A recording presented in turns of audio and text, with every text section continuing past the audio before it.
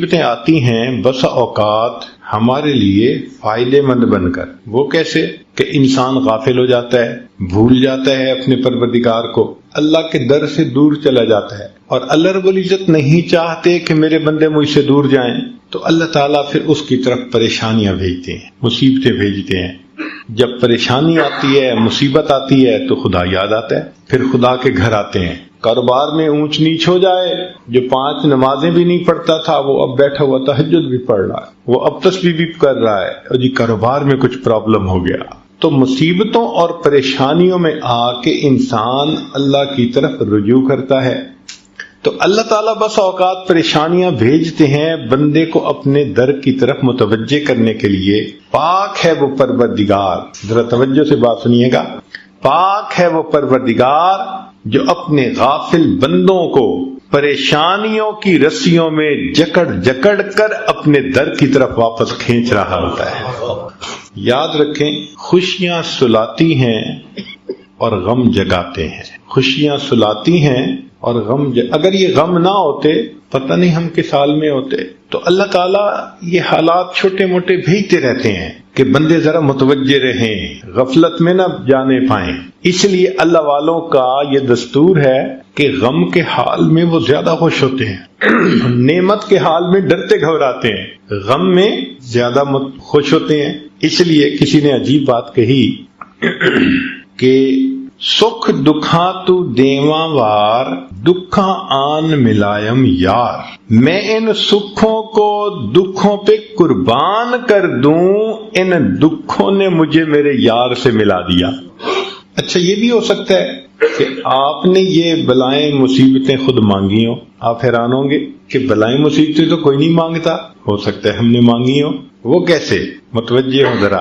ہم نے دعا مانگی، اللہ قیامت کے دن اپنے حبیب صلی اللہ علیہ وسلم کے ہاتھوں حوض کوثر کا جام عطا فرما دینا، اور اللہ نے دعا قبول کر لی. مگر عمل تو ایسے ہیں نہیں، دعا قبول ہو گئی تو کیسے ملے گا وہ جام؟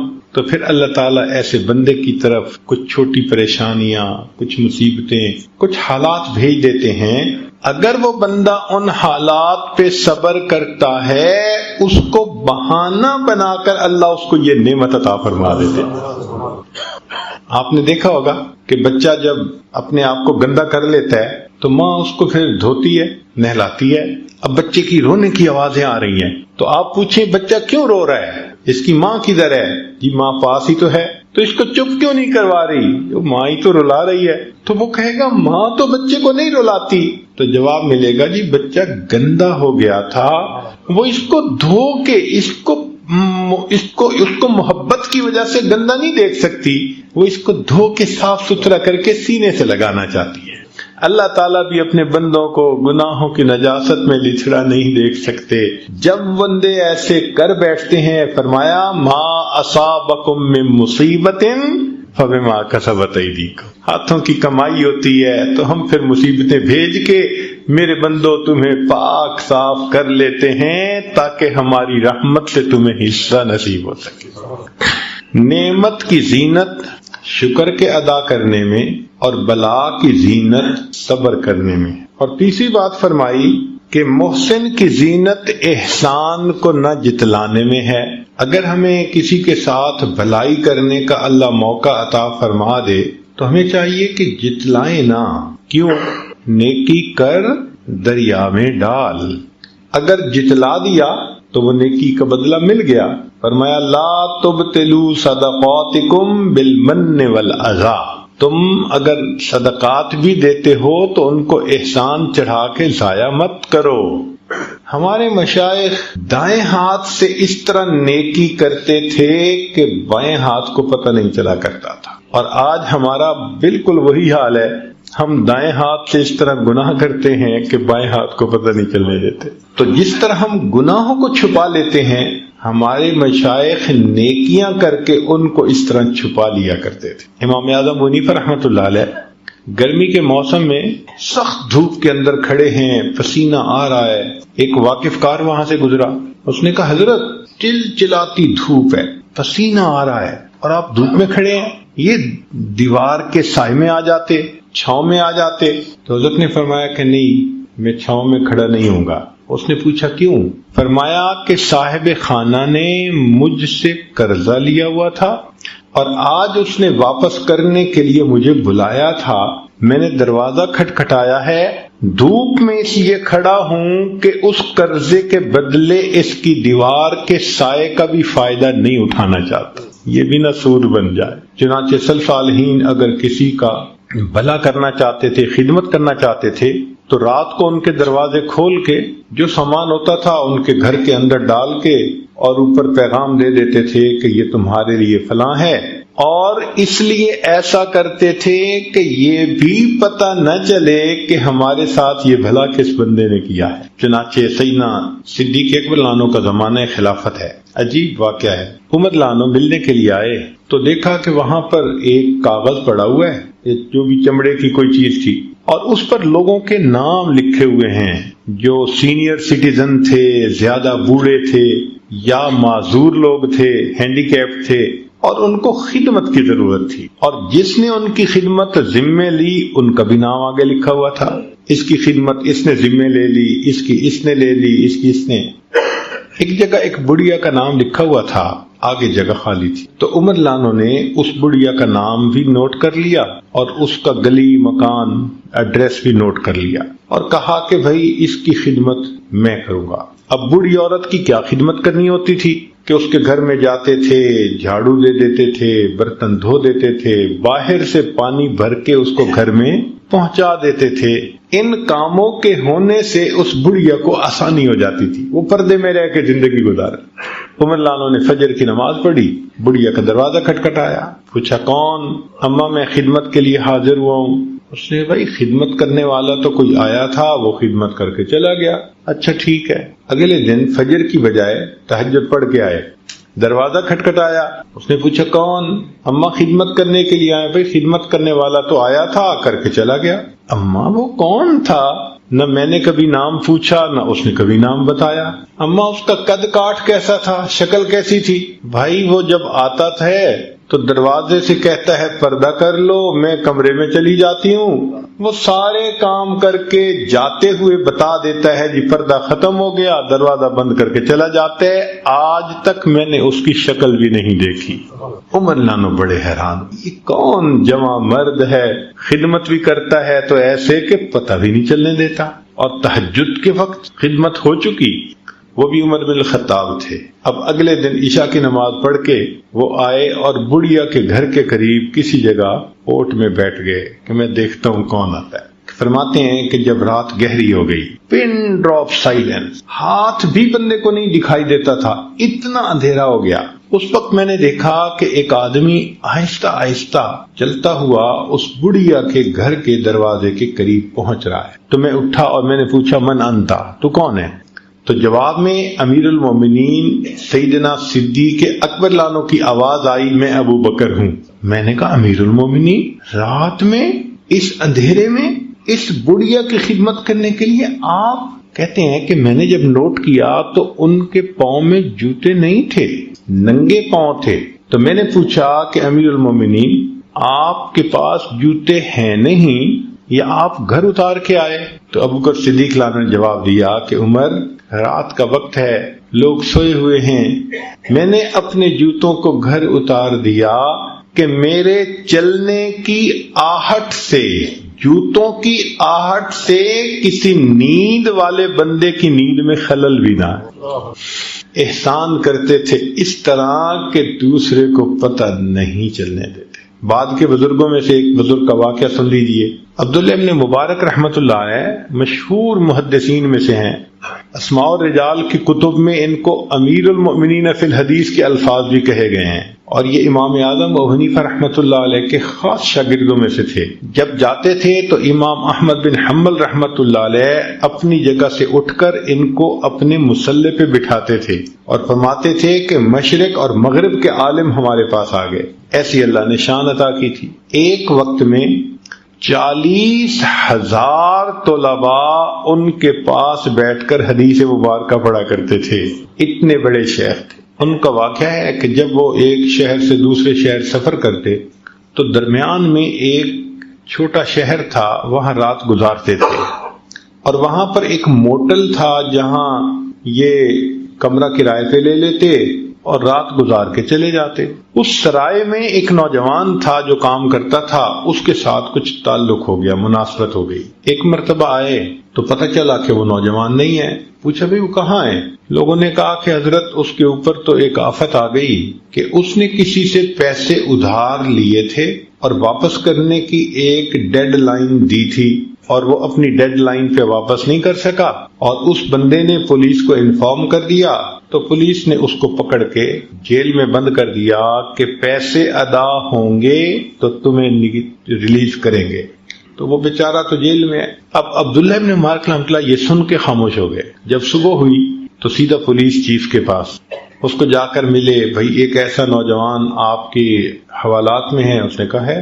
وہ کیسے چھوٹ سکتا ہے؟ اس نے کہا سو سمپل کہ جن کے پیسے ادا ہونے ہیں وہ ادا ہو جائیں تو میں اس کو چھوڑ دوں گا. اس نے کہا کوئی اور ادا کر سکتا ہے؟ اس نے کہا بھئی میری طرف سے کوئی ادا کر دے، حق والوں کو حق ملنا چاہیے، میں اس کو چھوڑ دوں گا. فرمانے لگے کہ اس کے پیسے میں ادا کرتا ہوں مگر ایک شرط کے ساتھ. اس نے کہا کون سی شرط؟ کہنے لگے کہ شرط یہ ہے کہ تم نے کسی پر میرا نام ظاہر نہیں کرنا، یہ احسان ہوتا ہے، پتہ بھی نہ چلنے دینا. چنانچہ عبداللہ ابن مبارک رحمۃ اللہ نے پیمنٹ کر دی اور چلے گئے اس شہر سے. بعد میں پولیس چیف نے اس نوجوان کو جب ریلیز کر دیا تو اس کو اتنا پتہ چلا بھائی کسی نے تمہارا قرض دے دیا ہے. کس نے دیا اس کا پتہ نہیں چلا. وہ نوجوان واپس آ گیا. اس کے بعد سال میں کئی مرتبہ آپ اسی جگہ گزرتے، قیام کرتے، وہ نوجوان آپ کو اپنا واقعہ سناتا، میں قید ہو گیا تھا، کسی نے قرضہ ادا کر دیا، پھر میں چھوٹا. حضرت خاموشی سے واقعہ سن لیتے تھے. پوری زندگی اس نوجوان کو یہ نہ بتایا کہ تمہارا قرضہ میں نے ادا کیا تھا. جب حضرت کی وفات ہوئی تو پھر پولیس چیف نے اس نوجوان کو ڈسکلوز کیا کہ تمہارا قرضہ عبداللہ ابن مبارک نے ادا کیا تھا. ہمارے اکابر احسان کر کے جتلاتے نہیں تھے، پتہ بھی نہیں چلنے دیتے تھے. اور فرمایا کہ نماز کی زینت خشوع اور خضوع میں ہے، کہ انسان نماز پڑھے تو خشوع اور خضوع کے ساتھ، ظاہرہ بھی تحمل مزاجی سے پڑھے، رکوع اور سجود اچھے طریقے سے ادا کرے، اور باطنی طور بھی اللہ کی طرف متوجہ رہے، ادھر ادھر توجہ نہ ہو، نماز کی طرف توجہ. آج ہماری نماز عجیب بن گئی ہے. اللہ اکبر کبیرہ. حالت یہ ہے کہ امام صاحب نے 4 رکعت کی نیت باندھی اور 2 رکعت کے بعد سلام پھر بیٹھے. تو مقتدیوں سے پوچھا بھئی مجھے غلطی لگ رہی ہے، 2 پڑھی ہیں یا 4 پڑھی ہیں؟ پوری مسجد کے نمازی یقین سے کوئی نہیں کہہ رہا تھا کہ 2 پڑھی ہیں یا 4 پڑھی ہیں. پوری مسجد میں سب تذبذب کا شکار تھے. اب امام صاحب حیران، بھئی 2 پڑھی ہیں یا 4 کوئی تو بتائے. تو ایک بڑے میاں کھڑے ہوئے، مولانا آپ نے 2 ہی رکعت پڑھی ہیں، پکی بات ہے. تو انہوں نے نماز لوٹائی، 4 رکعت پڑھا دی. پھر نماز پڑھانے کے بعد وہ بڑے میاں کے پاس آئے، بڑا شکریہ ادا کیا. اللہ بھلا کرے، سارے لوگ بس نماز سے غافل تھے اور آپ کی توجہ تو نماز کی طرف تھی، آپ کو یقین سے پتا کہ 2 رکعت. تو بڑے میاں نے جواب دیا کہ مولانا 4 بیٹے ہیں اور 4 رکعت میں ہر رکعت میں بچے کا الگ میں حساب کرتا ہوں بزنس کا. تو آج 2 کا حساب کیا تھا، آپ نے سلام پھیر دیا، اس کا مطلب ہے 2 رکعت پڑھی گئی.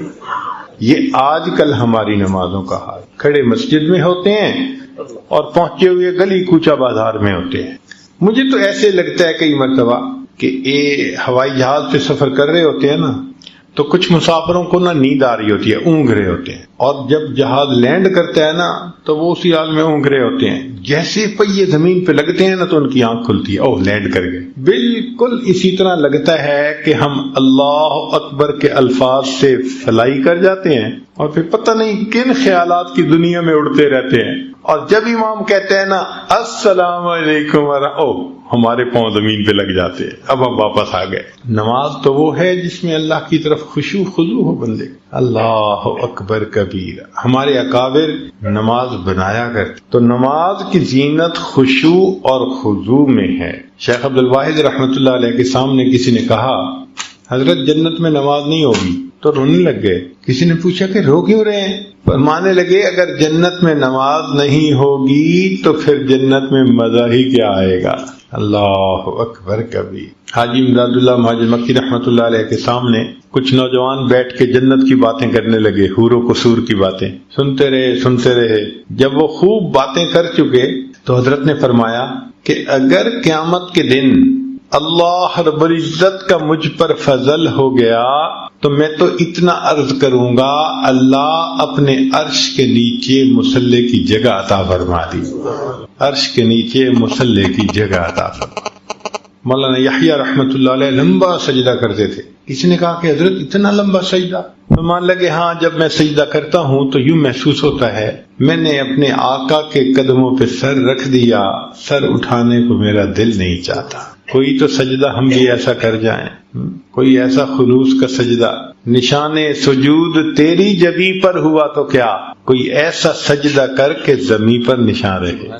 تو اس نماز کو بنانے کی ضرورت ہے. اور ہم نے دیکھا کہ آج کل نوجوان نوافل چھوڑنے کے عادی بنتے جا رہے ہیں. عادتاً نفل نماز چھوڑ دیتے ہیں یا سنت غیر موقدہ چھوڑ دیتے ہیں. عذر ہو اور بات ہے، وقت بھی ہے، مسجد میں بھی ہیں، تو پھر کیوں چھوڑتے ہیں بھائی؟ عبداللہ ابن عباس عنہ فرمایا کرتے تھے کہ جس بندے کی فرض نماز کے اندر کوئی کمی ہوگی اللہ تعالیٰ کی رحمت سے امید کرتے ہیں کہ وہ اس کے بدلے نفل نمازوں کو قبول فرما لیں گے. تو اگر کمپنسیشن نفلوں سے ہو جائے گی تو مزے ہیں ہمارے. پتہ نہیں یہ نفل کس نماز کی کمپنسیشن ہو جائے گی. اس لیے نفل چھوڑا نہ کریں، پڑھ لیا کریں. نفل چھوڑا نہ کریں، پڑھ لیا کریں. ہمیشہ یہ سوچا کریں کہ معلوم نہیں کس جگہ کا کیا ہوا میرا سجدہ میرے اللہ کو پسند آ جائے، میں نہیں جانتا، اس لیے میں اور چند سجدے کر لوں. تو نماز کی زینت خشوع اور خضوع میں ہے. اب یہاں پر ایک اور بھی بات اس موقع پہ کر دیتا ہوں. امام ربانی مجدد ثانی رحمۃ اللہ علیہ نے اپنے مکتوبات میں ایک عجیب بات لکھی ہے. وہ فرماتے ہیں کہ انسان اگر جنت میں چلا بھی گیا تو اس کو وہاں پر اللہ تعالیٰ کا دیدار ہوگا، لیکن دیدار کی کیفیت مختلف ہوگی. بعض لوگ ہوں گے کہ جن کو تجلی ذاتی دائمی نصیب ہو، اللہ تعالیٰ اپنے چہرہ انور سے بالکل پردے ہٹا دیں گے صفات کے اور چہرے کا دیدار ہوگا. اور فرماتے ہیں کہ بعض لوگوں کو دیدار تو ہوگا مگر اوپر پردے آ جائیں گے صفات کے، 70,000 پردے. اب پردوں میں سے دیدار ہونا اور چیز ہے، بغیر پردے کے دیدار ہونا. تو وہ فرماتے ہیں اپنے مکتوبات میں کہ اس کا معیار دنیا میں انسان کی نماز ہے. جو دنیا میں بغیر وساوس کے نماز پڑھتا ہوگا اس کو جنت میں بغیر پردوں کے دیدار نصیب ہوگا.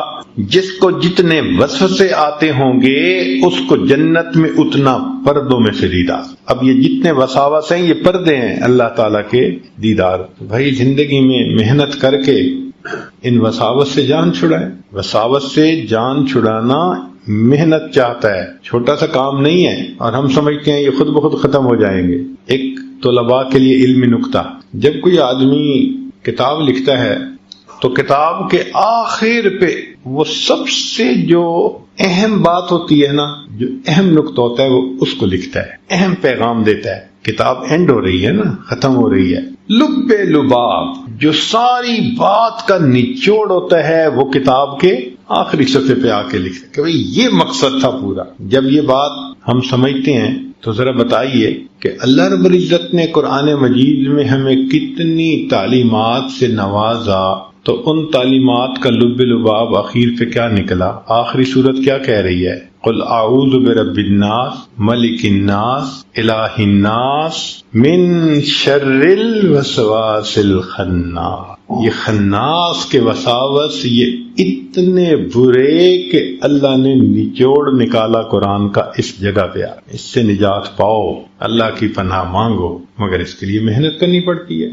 نماز بنانے میں ایک اصول یاد رکھیں کہ نماز بنتی ہے بار بار نماز کی مشق کی جائے اور نماز کے باہر اللہ کا ذکر کیا جائے. اس کی مثال یوں سمجھیں کہ ایک آدمی اگر ہیوی ویٹ باکسنگ چیمپئن شپ کا مقابلہ کرنا چاہتا ہے تو آپ اس کو دیکھیں گے کبھی تو وہ جاگنگ کر رہا ہوگا اور کبھی وہ جمپ کر رہا ہوگا اور کبھی وہ سپرنگ کھینچ رہا ہوگا اور کبھی لٹک رہا ہوگا اور کبھی ایک چمڑے کا تکیہ اس کو مکے مار رہا ہوگا. یہ سارے کام وہ کیوں کرتا ہے؟ اس لیے کہ اس کو یہ پتا ہے کہ میں جتنی تیاری کروں گا جب میں رنگ کے اندر داخل ہوں گا تو اتنی بہتر پرفارمنس میں دکھا سکوں گا. اور اگر کوئی بندہ مقابلے کا فیصلہ تو کر لے اور اپنی محنت نہ کرے، کوئی کہے بھی صحیح بھائی تمہارا تو مقابلہ ہے، کہتے ہیں جی رنگ میں جاؤں گا تو دیکھی جائے گی، تو یہ تو پھر پہلے منٹ میں ہی ٹیکنیکل ناک آؤٹ ہو جائے گا.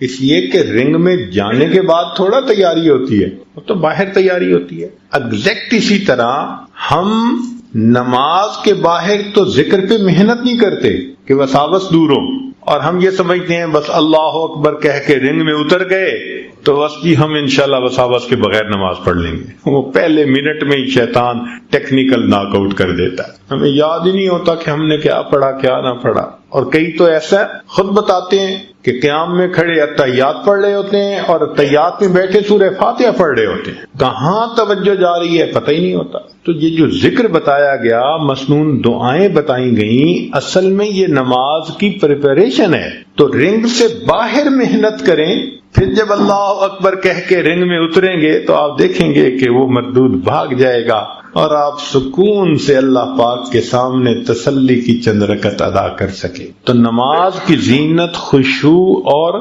خضوع میں ہے. اور پانچویں چیز فرمائی کہ خوف کی زینت گناہوں کے چھوڑنے میں ہے. اب ایک بندہ کہے جی میرے دل میں اللہ کا بڑا خوف ہے اور آنسو تو بہائے گناہ نہ چھوڑے، تو اس کا مطلب ہے کہ خوف نہیں ہے. جب خوف ہوتا ہے تو بندہ پھر دور ہٹتا ہے. آپ دیکھیں سانپ دیکھنے میں کتنا خوبصورت ہوتا ہے، کبھی ہاتھ لگایا آپ نے کہ جی کتنا بہترین ڈیزائن بنا ہوا ہے اور کتنی اس کی جو ہے نا ملائم سکن ہے، ذرا پکڑ کے تو دیکھو گے کتنا بھائی نا. ہم کیوں دور بھاگتے ہیں؟ ہمیں خوف ہوتا ہے، بجلی سے دور جاتے ہیں، سانپ سے دور بھاگتے ہیں، اس لیے کہ ہمیں خوف ہوتا ہے کہ نقصان ہوگا. اسی طرح جب دل میں اللہ کا خوف آ جائے تو بندہ گناہوں سے دور بھاگتا ہے، وہ سمجھتا ہے کہ اس سے میرا نقصان ہو جائے. ایک اور نقطہ یاد رکھیں، ایک لفظ ہے حزن اور ایک ہے خوف. حزن کہتے ہیں اندر کے غم کو اور خوف کہتے ہیں باہر کے صدمے کو. تو حزن انسان کو کھانا پینا چھڑوا دیتا ہے. غمزدہ وہ بندہ کھانے کو دل ہی نہیں چاہتا. بیٹا فوت ہو جائے، نہ ماں کھائے گی نہ باپ کھائے گا کھانا، وہ جی دل ہی نہیں چاہتا. کاروبار میں نقصان ہو جائے، کھانے کو دل نہیں چاہتا. طالب علم فیل ہو جائے، کھانے کو اس وقت دل نہیں چاہتا. بیوی کو خامن ڈانٹ ڈپٹ کے چلا جائے، کھانے کو دل نہیں چاہتا. تو مقصد یہ کہ حزن کی وجہ سے انسان کا کھانا پینا چھوٹ جاتا ہے.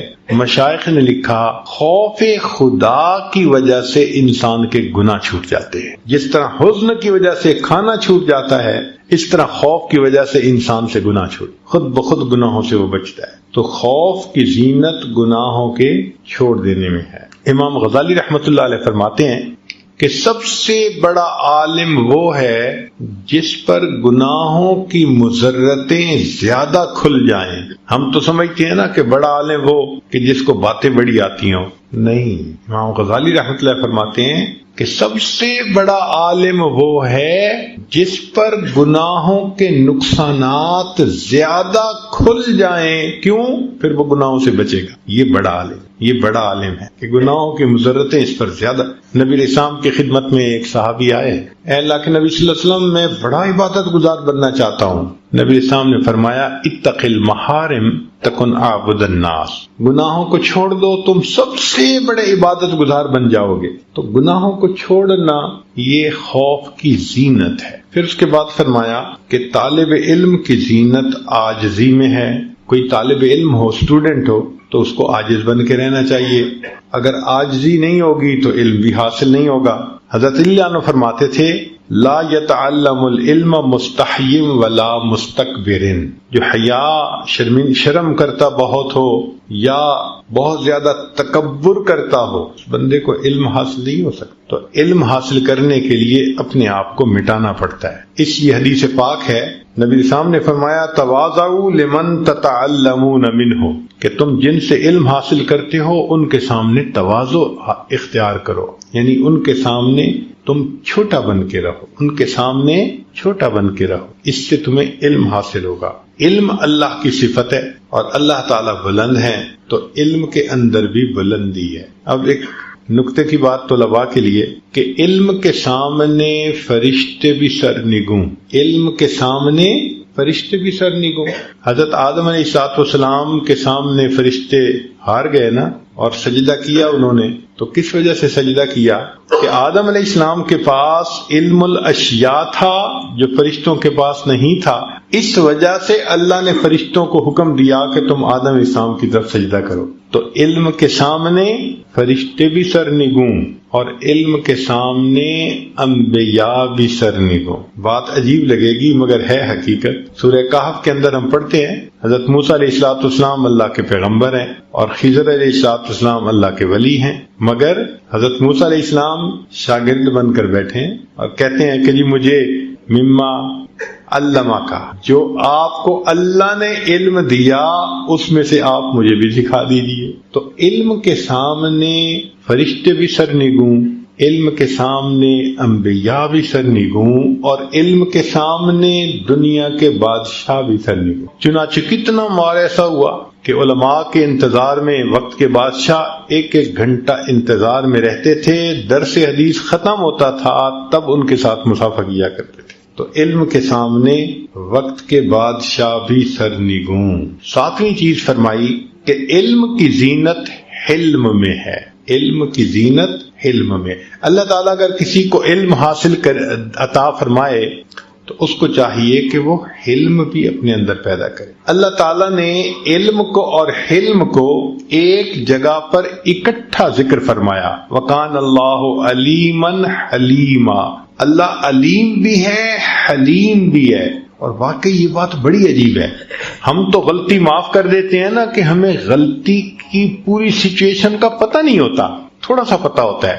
اللہ تعالیٰ تو بندے کو اس وقت بھی جانتے ہیں جب گناہ کا ارادہ کرتا ہے، جب گناہ کے لیے جا رہا ہوتا ہے، پھر اس وقت بھی دیکھتے ہیں جب گناہ کر رہا ہوتا ہے، پھر اس کے بعد وہ بندہ آ کے معافی مانگ لیتا ہے، اللہ اس کے ساتھ علم کا معاملہ فرما دیتا۔ تو علم کے ساتھ علم کا اکٹھا ہو جانا یہ عجیب نعمت ہے۔ اور نبی کتاب لم تزل الملائکۃ تستغفر له ما دام اسمی فی ذلک الکتاب، اگر کوئی بندہ لکھ رہا ہو اور لکھتے ہوئے نبی علیہ السلام کا نام نامی اس میں گرامی آ جائے، اور وہ نام نامی اس میں گرامی کے ساتھ صلی اللہ علیہ وسلم لکھے، تو نبی علیہ السلام نے فرمایا جب تک اس کتاب میں میرے نام کے ساتھ یہ درود شریف لکھا رہے گا اس وقت تک ایک فرشتہ اس کے لیے استغفار کرتا رہے گا۔ اللہ اکبر کبیرہ۔ ابن مسعود عنہ فرماتے ہیں کہ نبی اسلام نے فرمایا اول الناس بی یوم القیامہ اکثرہم علی الصلاۃ، کہ جو بندہ مجھ پر سب سے زیادہ درود شریف پڑھتا ہوگا وہ پھر قیامت کے دن میرے سب سے زیادہ قریب بھی وہی بندہ ہوگا۔ ابو بکر صدیق عنہ نے ایک عجیب بات فرمائی، فرماتے تھے کہ الصلاۃ علی النبی امحق للذنوب من الماء البارد للنار، کہ جس طرح ٹھنڈا پانی آگ کو جلدی بجھا دیتا ہے، درود شریف کا پڑھنا انسان کے گناہوں کو اس سے بھی جلدی بجھا دیتا، تو درود شریف پڑھنے سے انسان کے گناہ مٹا دیے جاتے۔ ابو ہریرہ عنہ فرماتے ہیں کہ نبی اسلام نے فرمایا من نسی الصلاۃ علی نسی طریق الجنہ، جو مجھ پر درود شریف پڑھنا بھول گیا وہ جنت کا راستہ ہی بھول گیا۔ علی عنہ نے ایک خوبصورت بات کہی، فرماتے تھے واللہ، اللہ کی قسم، اب دیکھیے اللہ کی قسم کھا کے بات کر رہے ہیں، واللہ لولا ما ذکر اللہ ورسولہ فی فضل التسبیح والتکبیر والتحلیل والتحمید لجعلت کل انفاسی صلاۃ علی رسول اللہ صلی اللہ علیہ وسلم، اگر اللہ اور اس کے رسول صلی اللہ علیہ وسلم نے تسبیح تحمید تکبیر کی فضائل بیان نہ فرمائے ہوتے تو میں اپنی زندگی کے ہر سانس کو درود شریف پڑھنے میں ہی خرچ کر دیتا۔ ایک اور حدیث مبارکہ سنیے، نبی علیہ السلام کے ساتھ صدیق اکبر بیٹھے ہوئے ہیں، ایک نوجوان آیا نبی علیہ السلام نے اسے اپنے اور صدیق رضی اللہ کے درمیان بٹھا دیا. پھر فرمایا کہ ابو بکر میں نے تیرے اور اپنے درمیان اس کو بٹھا دیا, اس بات پہ حیرت تو ہوئی ہوگی. اللہ کے نبی صلی اللہ علیہ وسلم بڑی حیرت ہو رہی ہے. فرمایا ان ھذا الفتى یصلی علی صلاۃ ما یصلیھا علی احد من امتی, میرا یہ نوجوان امتی مجھ پر ایسا درود شریف پڑھتا ہے کہ جو درود شریف میری امت میں سے کوئی دوسرا مجھ پر نہیں پڑھتا, اس کی وجہ سے میں نے اس کو اپنے قریب بٹھایا. پھر نبی علیہ السلام نے بتلایا کہ وہ کیا درود شریف پڑھتا تھا. اللہم صلی علی محمد عدد من صلی علیہ وصلی علی محمد عدد من لم یصلی علیہ وصلی علی محمد کما امرت بصلاۃ علیہ وصلی علی محمد کما تحب ان یصلی علیہ وصلی علی محمد کما ينبغي ان يصلى علیہ. چنانچہ ہمارے اکابر علماء دیوبند نے باقاعدہ تفصیل لکھی ہے کہ کس کس موقع پر درود شریف پڑھنا چاہیے. دخول المسجد والخروج منہ, مسجد میں داخل ہوتے ہوئے یا مسجد سے نکلتے ہوئے درود شریف پڑھنا چاہیے. والتشہد, التحیات میں بھی درود شریف سب پڑھتے ہیں. ورؤیت المساجد, جب مسجد پر نظر پڑے تو اس وقت بھی درود شریف پڑھنا چاہیے. دخول الاسواق, بازار میں داخل ہوتے ہوئے درود شریف پڑھے. دخول البیت والخروج منہ, گھر میں داخل ہوتے ہوئے گھر سے نکلتے ہوئے بھی درود شریف پڑھنا چاہیے. نسیان الحاجہ, اگر بندہ کوئی بات بھول جائے, چیز رکھ کے بھول جائے, بات بھول جائے,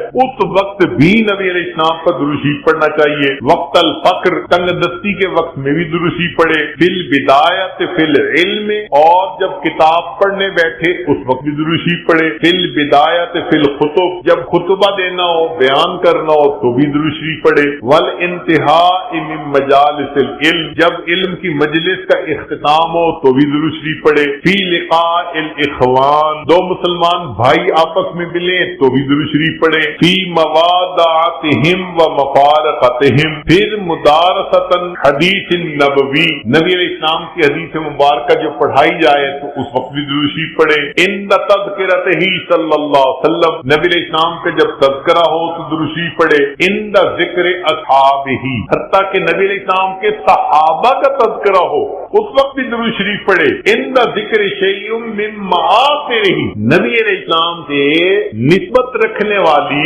کوئی یادگار چیز کا تذکرہ ہو تو اس وقت بھی درود شریف پڑھے.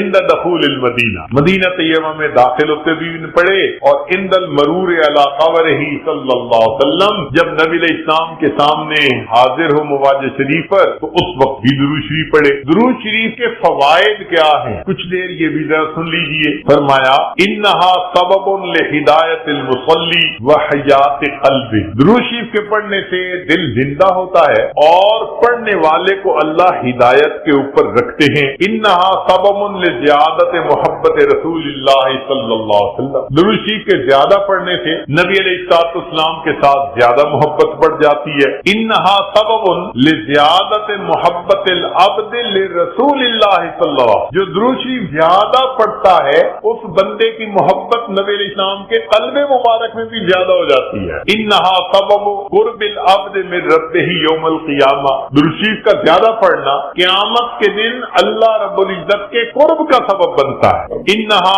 اداء لشیء من حقہ صلی اللہ علیہ وسلم, نبی علیہ السلام کے جو احسانات ہیں درود شریف کا زیادہ پڑھنا گویا ان احسانات کا بدلہ چکانے والی بات ہے. انہا سبب کفایت اللہ عبدہ ما اہمہ, جو پریشانیاں ہوتی ہیں درود شریف کے صدقے اللہ رب العزت ان پریشانیوں کو ختم کر دیتے ہیں. انہا سبب اجابت دعا, دعا کی قبولیت کا یہ سبب ہوتا ہے. انہا سبب زکات و طہارت للمصلی, جو درود شریف پڑھنے والا ہے اس کا دل سے صاف ہوتا ہے, اس کا نفس پاک ہوتا ہے.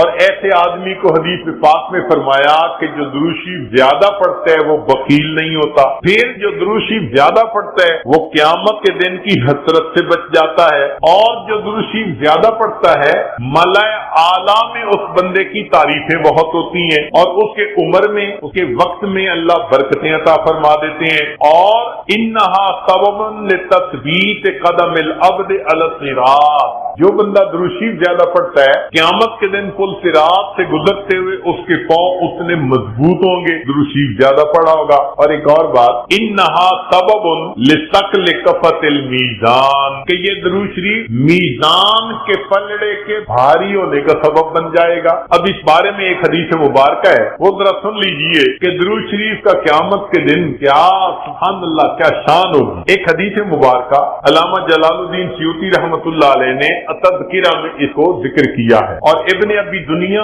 اور نمیری نے اس کو الاعلام کتاب میں ذکر کیا ہے. فرماتے ہیں کہ عبداللہ لانو ایک صحابی اس کے راوی ہیں کہ نبی علیہ السلام نے ارشاد فرمایا، ان لآدم علیہ السلام من اللہ عز وجل موقفا فی حس من العرش، قیامت کے دن آدم علیہ السلام کو اللہ تعالیٰ عرش کے سامنے ایک ایسی جگہ عطا فرمائیں گے، علیہ ثوبان اخضران، ان پر دو سبز کپڑے ہوں گے، یعنی سمجھیں تہبند بھی سبز اور کرتا بھی سبز. کأنہ نخلۃ صحوق، جیسے شاخیں کٹی ہو نا تو سیدھا کھجور کا درخت ہوتا ہے، اس طرح آدم علیہ السلام کا اونچا لمبا قد مبارک ہوگا.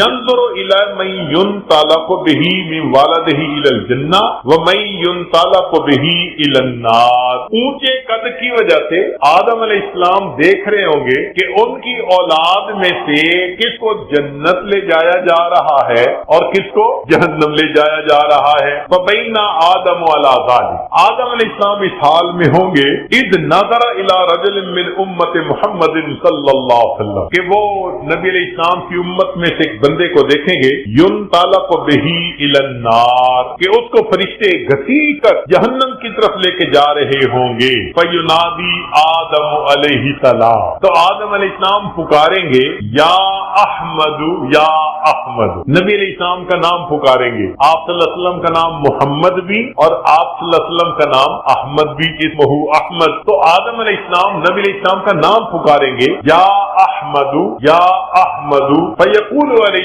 السلام، اس نام کو سن کر نبی علیہ السلام جواب میں کہیں گے، لبیک یا ابا البشر، اے بشر کے والد، لبیک میں حاضر ہوں. فیقول، وہ بتلائیں گے، ھذا رجل من امتی کا، یہ آپ کی امت کا ایک بندہ ہے، ينطلق به الى النار، اس کو جہنم کی طرف لے جایا جا رہا ہے. قال صلی اللہ علیہ وسلم، نبی علیہ السلام نے فرمایا، فاشد المئزر، میں اپنی چادر کو کس کے باندھ لوں گا. یہ عربوں میں ایک مقولہ تھا، جب انہیں کسی اہم کام کے لیے اٹھنا ہوتا تھا نا تو کہتے تھے جی ذرا چادر کو کس کے باندھو چلو. تو نبی علیہ السلام فرماتے ہیں میں اپنی چادر کو کس کے باندھ لوں گا.